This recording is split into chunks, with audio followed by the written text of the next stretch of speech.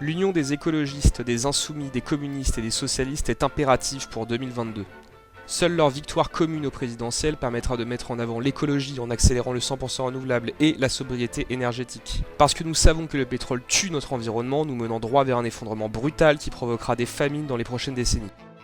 Mettre en avant la politique de relocalisation avec la fin du CETA, la mise en place des circuits courts et la décentralisation, parce que nous devons reprendre en main notre indépendance nationale et régionale pour garantir la résilience face aux crises de demain.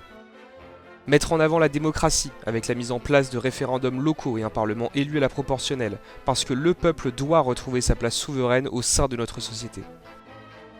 Mettre en avant la régulation de la finance, en séparant les banques d'affaires et de dépôt, en interdisant les paradis fiscaux et en taxant lourdement les transactions financières, parce qu'il faut protéger les économies des citoyens et mettre fin aux inégalités surréalistes du capitalisme.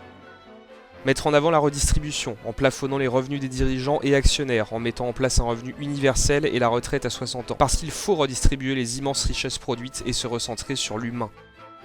Mettre en avant les services publics, en augmentant les effectifs des hôpitaux et revaloriser les métiers des enseignants, parce qu'il est intolérable de voir le corps hospitalier méprisé ainsi que ceux qui éduquent les nouvelles générations.